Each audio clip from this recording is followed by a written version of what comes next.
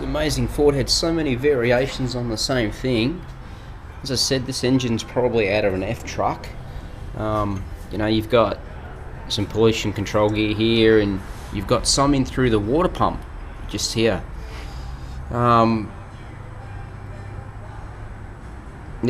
this came off that 79 Fairmont wagon, and as you can see, the top radiator hose thermostat housing has nothing coming off it. The hose just goes straight down onto it. However, this one has two outlets on it. This outlet here is identical to this one that's in the water pump, and this one here, I would say, is the same as this one here, because both outlets are in line. They're both the same width apart. So it's interesting. I have the water pump that matches this, so I can either, if I need to run all this stuff, I can either run that with the other pump, water pump, or I can run this water pump and leave these where they are. And to be honest, I prefer to leave this where it is. It's sort of more out of the way than having that sitting up there on top of the engine with two outlets on it. Yeah,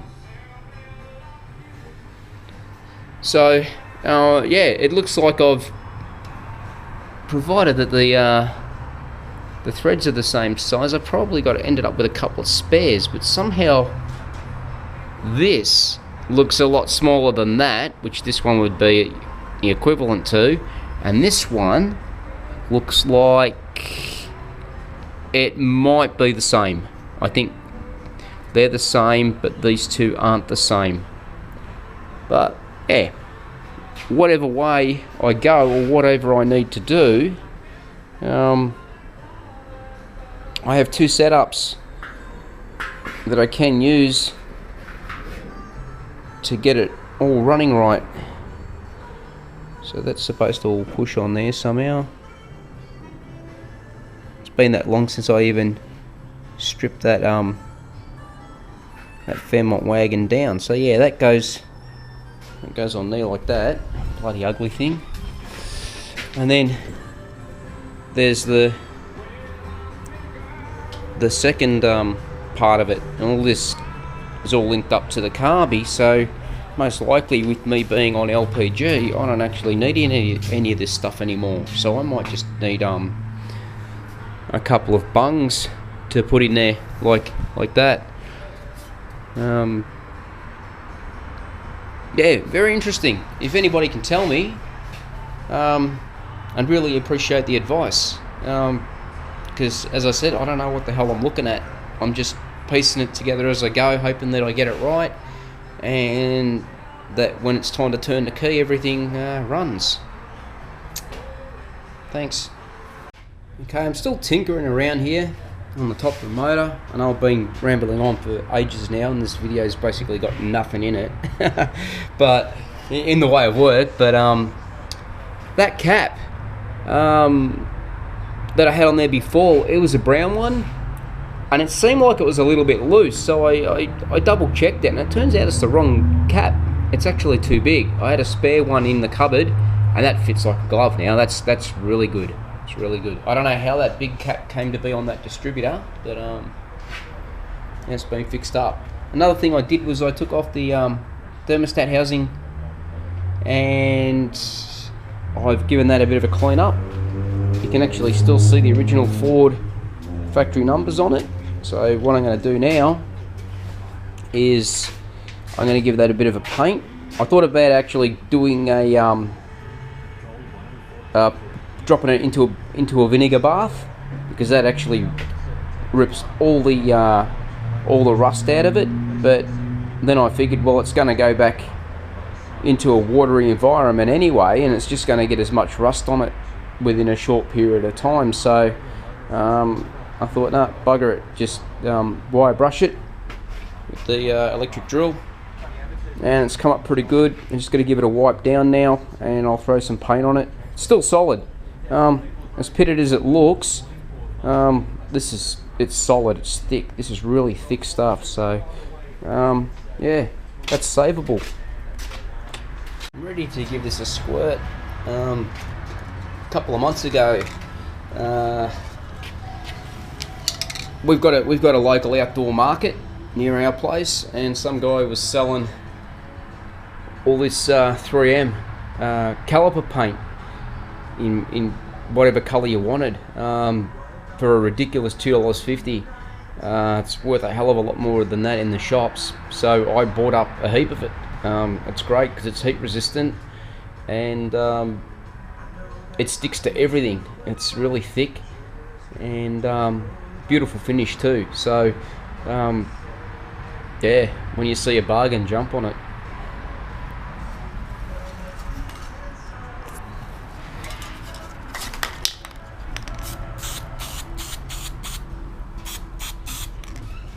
Whoops, can't film and spray at the same time. No good at multitasking. There we go. I bet that footage come out shocking. You probably got a shot of my garage wall then. There we go. Saved, one less part I gotta buy. We already have a lip here, which is perfect for pushing a windscreen rubber onto, but there's nothing on the sides here, nothing along the bottom here. Ideas for the bottom here is to grind off the heads of these screws. These screws are holding the dashboard onto the cowl, so I can just spot those in and turn that basically into one piece. And then the idea is to bring something up and roll it over, roll the edge over, and the same on this side. This will have to actually have a 90 put on it though, so it'll come along here, so this way, and get spotted on there, and then obviously it would turn here at 90 and then have the roll on it. And I only need to do that on 3 sides because the top has already got the roll on it, but I'm gonna have to blend it into there somehow on this corner. Might have to sort of, I don't know, splice into it and then just stitch weld it in there to continue that on. So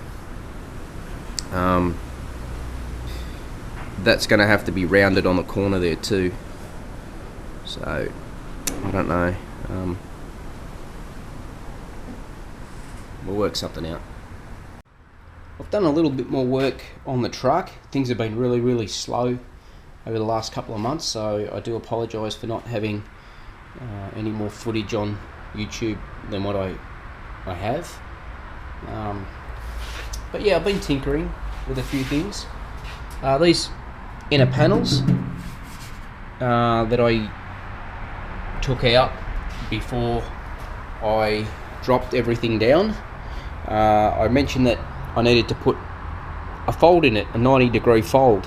Well, I went down to see me mate Mike, and he's put that into his folding brake, and he's, as you can see, he folded a 90 on it. And I've just brought them home and bolted them up to the fenders again, and then got underneath with a felt tip marker and marked along the underside of this and cut them to suit. So they sit right on the edge of the chassis rail now. I've even notched it out here. I was speaking to Mike too about these cuts I've had to make in the chassis to allow clearance for the exhaust flange. Mike's basically said to me, cut this plate off here, cut it straight, make a template up out of some light gauge steel, and if I take that template down to his workshop, they'll grab a bit of my 6mm plate over there, and they'll roll it to the same curvature, and then all I've got to do is bring it home, drop it in, and weld that in. So my boxing section will actually be longer than it is now. It'll end up going right back here somewhere, which is even better. It's more strength, so yeah. So there's the original pieces off these inner fender splash aprons or skirts, whatever you want to call them. That's what I cut off the bottom. After it was bent 90, that's where they would have gone. But they're sticking out way too far, and if I run the air conditioning compressor under there, this would have got in the way, and on the other side it gets in the way of the oil filter, so I've had to cut that off as well. There you go. As you can see, there's the filter there. I've already got a short filter on it, so yeah, that's come up pretty good. It's rolling up a little bit, like everything's got to be now lifted up properly. These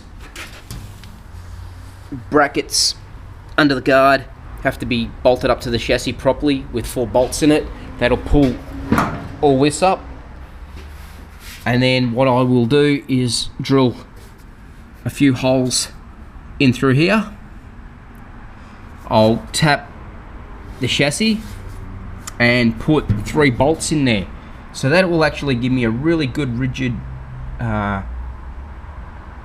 mount for this guard, because this guard never really had anything holding it in place. Strangely enough, it was bolted to the shroud,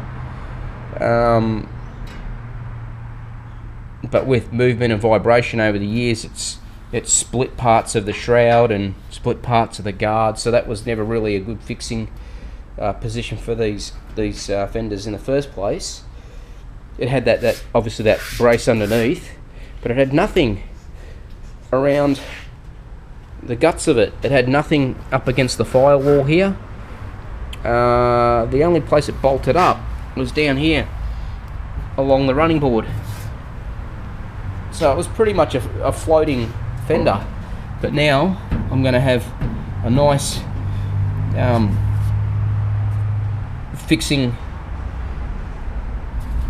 so 3 nice fixing points in here. That'll help hold the fender nice and rigid.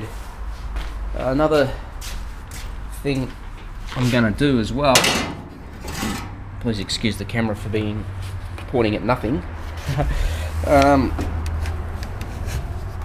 don't know how well you can see this, but you can see on this guard here, there's a lip. Now this had a hole in it, but it never ever fastened to anything. I'm going to make a bracket that comes up here and comes out, and I'm going to use that as another mounting position for this fender, just to stiffen everything up. I was thinking about cutting it here and just folding it down, but then this will lose all its strength on that corner, and I don't want the guard splitting, the fender splitting where I've cut that. So I'm going to leave that the way it is, and I'm just going to fabricate a bracket to either bolt or weld to the cowl, and yeah, mount this guard to that bracket. One other thing that I was considering doing is, as you can see here, that's the cab mount that I put in a couple of weeks ago. It's just tacked there, but I don't like the idea of all this cab here sitting on nothing. Yeah, sure, it'll be tied in, you know, when I build the frame, but there's not a lot supporting it. So what I'm thinking about doing is putting some more bracing in here. I had a bit of old scrap, and I've bent up this. I'm not going to use this. This is just a template. As I've mentioned before, I'd rather bend up a bit of old scrap than use a bit of cardboard. This gives me a bit more of a realistic idea of what I'm going to try and make. So, you know, something, although that looks absolutely massive, and a lot of you will say that that's overkill, if I make something up like that and bolt that in up there, that supports the entire cowl section. It doesn't get in the way of anything, but it gives me a lot of support on that cowl. And there's going to be a lot of weight in here. By the time all the air conditioning goes in, and all the gauges and interior and everything, there's going to be a lot of weight on the front of this cowl. So, you know, I'm thinking about making something up like that. I can make it out of this 6mm plate. Probably don't need to go as heavy as that. I could use 4mm. You know, I could make a whole lot of these. Have a big one up the front here. Have another one here. Say another one here, just to help support everything. That way, I'm not gonna get any sag in the cabin. My door jambs aren't gonna end up being an issue in 12 months' time after it's on the road, because everything's moved. Not that it should, but you know, these things, they can happen. So I'm trying to prevent that. So that was my idea. Make something that's big enough to support all of this, because you have to remember that this cab used to sit on the chassis. This used to sit on top of here, so that had something to support it. Now it's got nothing. So yeah, I think by putting the support under this, it'll really help support things. I also spoke to Mike about whether this hood could be put into his guillotine to remove these tubes where the hood pin used to be located, and unfortunately, because of this roll here in the hood, we can't get it in. So I'm going to have to cut all these off with a grinder. But what I'm going to do is I'm going to find a very, very thin piece of steel, a length of steel, and clamp it on here, clamp it on the other end, and use that as my guide, my edge, so that I keep these perfectly straight all the way down. And then that way it'll give me a nice clean edge. I don't sort of want the edges sort of being a little bit skew with, which can happen if you're grinding a lot of them. The first couple are usually really good, and then oops, a little bit of a deviation there, and a little bit of a high spot, a little bit of a low spot. So yeah, by putting a little bit of a straight edge in there all the way from the top to the bottom, I can use that as my guide to run along and take all these off. I'll do that on both sides, and that'll be another job done. So hopefully I'll sometime this week I'll get around to doing that. It's not really critical to anything I'm doing on the truck at the moment. It's just one of them jobs that if I got the time, I'll do it. If I haven't, it can sit there for another 12 months.